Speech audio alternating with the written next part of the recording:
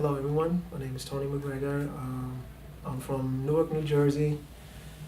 I won't say my age, but I teach house dance and I'm with the crew Dancefusion and Mop Top. And I used to just watch my grands and my mom, cousins, everybody used to just get down and we used to just get down together.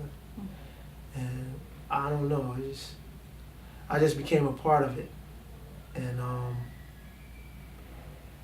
here I am today, just still doing it. Mine is from music, individuals, situations, everything kind of is like a building block that I take bits and pieces from. Some situations, excellent. Some are bad, very bad. But I just incorporate all that emotion and information in the terms of content. I just eat it like Pac-Man, and then I just let it out through energy, regurgitate it through energy. Theo Parrish, Moody Man, Omar S., Just Dead, Levon Vincent, Nina Kravitz, DJ Q, Fred P., my mom, my cousins. I got too many to name. Even now, like kids, get so much information from them because it's things that we already encountered or we actively kind of participated with or in, and you revisit that when you watch a child. So it's just, it's just a learning experience. Plus me going all over the world, I get to see how different cultures are receptive to what I do on a creative level, and then from their creative state. So it's always a learning, and I just get inspired. It's learning and inspiring constantly. It's like a drug. I'm like, my leg, my back, And then the music comes on and it's kind of therapeutic. So it dissolves and depletes all the tiredness and hurt from my soul. And I just want to be in that moment. And in the moment is being or consuming the music. So it's like a euphoric state, and everybody wants paradise. It's just a way of life. Something that we took and did every day consistently, it became commercial and marketed. Clothes, in terms of sneakers, style, colors, language, and the ultimate communication. You see my skin tone. Some people like it, some people don't like it, some people are in fear of it. But because of hip hop, the culture, that barrier is steadily being destroyed from all generations. Because there was a time and point where we had the safe hip hop, like Big Daddy Kane, Rakim. My mother would be like, turn that off. Public Enemy, turn that off. But then Ludacris came out and she was listening to it. And I was like, everything evolves. And no matter what you do, you can be against it, and then all of a sudden it'll just touch the soul. My concerns are, it's just about a high dollar thing. You got one guy coming out with a single, and he's a millionaire off of the single. And you got guys who wrote album after album after album, dedicated time after time after time, pushed the envelope, pushed the language barrier, pushed the color barrier, and you don't hear about these guys. Or they're in a poverty-driven state.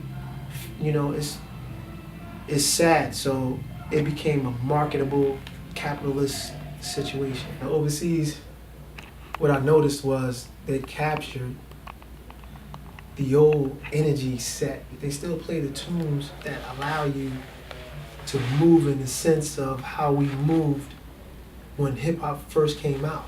Now, in the States, it's more kind of like really laid back with a drink in your hand, and I got diamonds on, and I got my whip outside, and my girl is the best, the baddest, the most sexiest in the club. So the mentality has changed. It's kind of shifted.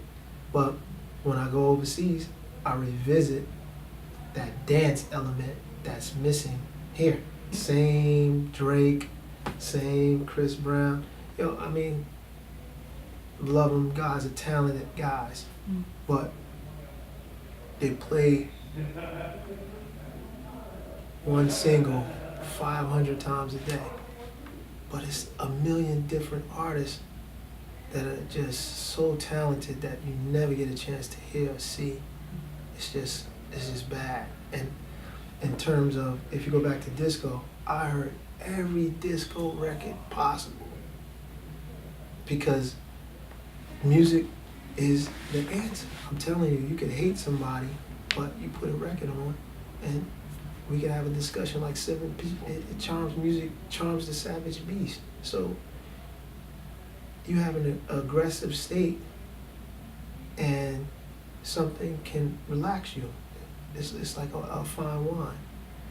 It just takes the tension away. In a lot of the updated hip hop tracks, the environment dictates aggression. So anytime you have a hip hop party, you got people fighting. That's the sad part because everybody's trying to outshine. It becomes an egotistical thing. My ego's bigger than yours. My crew is bigger than your ego. It was true. It was about that. But our motives were a lot different. We would do that for territory, to be recognized, and for the hand of a young lady. We're fighting for a young lady. We're not fighting because I feel like I'm tougher than you, or my jewelry's better than yours, or because you got jewelry and I want it. That was back then. We wanted that jewelry, so let's get it. We want that sneakers, let's get it. So it's the same. It's different, but it's the same. The thing is, it's an overabundance of situations that allow it to happen more so today. You have a nice party setting, it'll erupt. Now everything's damaged, it's over. And they're not fighting now. Fight for 10 minutes, but once I get to the car, let's get our guns. What are we fighting for? Yo, but there's kids there, I don't care. Man, I paid $20 to get in this hip hop party, man. Yo, we in this party. Yo, he's got a gun. Oh, shoot. Yo, duck, he's shooting. Let's get out. Oh, it's over. Everybody's leaving. So after you get a situation where you're doing this over and your night's ruined, it's like, yo, man, why can't I go somewhere where it's just nice? And then when you went to a house club, it was like, oh, this is beautiful. Class system. Wow, look at that. Yo, this dude is cool. Word, what's up, man? How you doing? I used to see you a lot, man, yeah. And it became more like a cool setting. And from a cool setting, it was more like a family setting. So this was like something I could identify with because as a child coming up in the dance scene, I would have my family come over and we would eat together and dance together. I would see people that I felt dear to, and we developed that relationship where I could go to their house. They could come to my house. They knew my mom. I knew their mothers. I knew their sisters, brothers. And it was just a comfort zone. If there was a situation where it was out of hand, somebody knew somebody who would stop somebody from something happening. Listen, we're not here for that. We came to enjoy this. Civil. Okay, yeah, you're right. My fault, brother. I shouldn't have entered your space. Sorry. And we would continue the night. No hurt, no loss. And then just the dance itself, I started to really feel good and kind of understand that everything I did, it was a lesson in a building block. It wasn't segregated.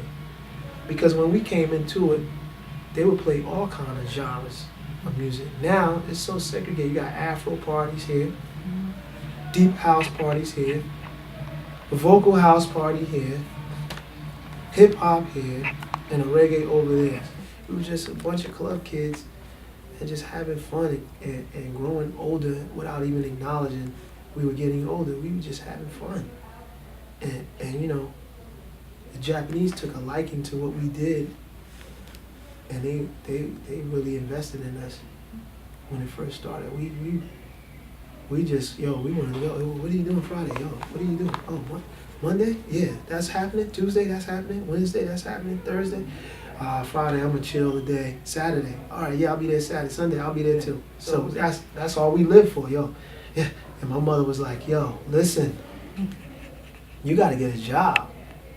You can't keep dancing all your life. What are you gonna? You gotta get a job. You can't keep doing that all your life. In terms of keeping it alive, it's me being able to share my information, but it's the people seeking the information that keep it alive. If they didn't want us or want to share or be a part of what we encountered in our lives, this would be nothing. They do this. We are a part of it. It's actually beyond us at this point. If I worked at my previous jobs, I'd still be in a room working.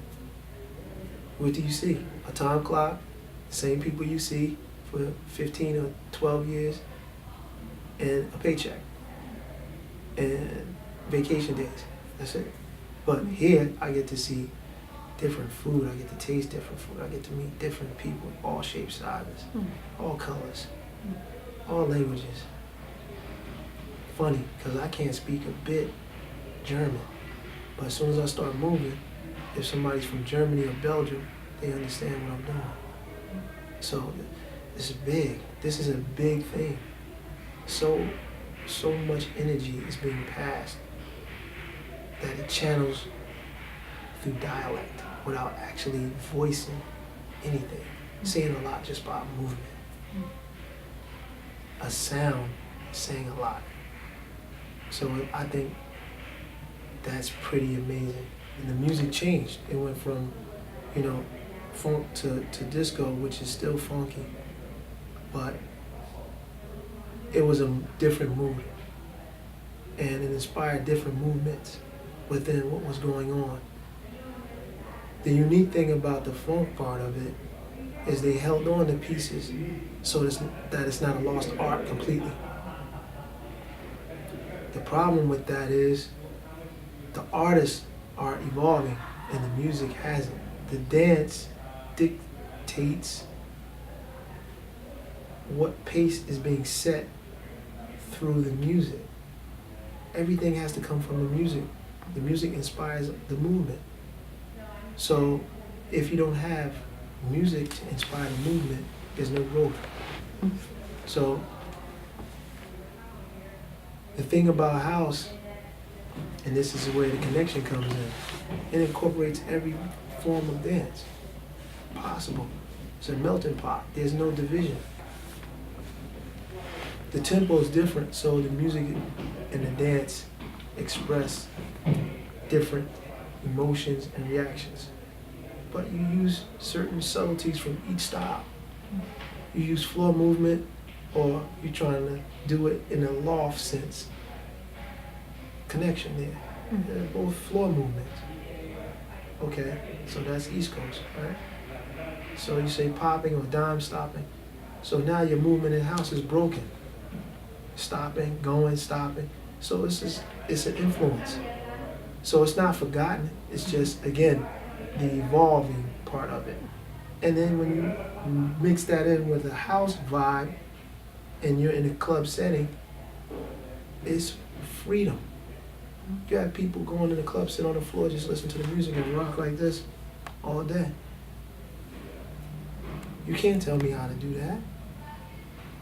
I'm just doing it because that's what I'm feeling. How you make your money is how you make your money. You can sell t-shirts, CDs, and teach a workshop. You made $1,000. There's no one set way to do it. And house is kind of resembling that approach. You can do whatever. People have came in, trained dancers, and incorporated certain things and subtleties within the training of being taught how to dance, but in a free way. Change the whole dynamic of it. Martial arts, you have people doing capoeira, incorporating it into the dance with walkovers, back bends, hollow backs, spin kicks, and then go to the floor and roll over into dives. done properly, you wouldn't even know that he was a person who even learned capoeira. There's no limits. No limits that you can communicate in any situation. You can be free, you can mess up, and it's still correct. Because some people think, oh, I'm doing it wrong. When you do something over and over and over and over, if you're doing it wrong, it becomes right. See, I have a different way of looking at it because I have a lot of loss. So I respect everything. Music I play, I look at the students and see how they receive it, how they embrace it, because it's dear. I take time and I research and I try to play them something where it just touches the heart. Steps. I try to make people confident even when they're not. I make them laugh, mess up, I joke about it, I joke on myself. I just want them to have fun. And I really try to overload the body with information because you never know if the second is promised. And I want to give you my all if it's the last thing I do, whether you get all of it or a piece of it. I gave you my all, and I just want you to have that.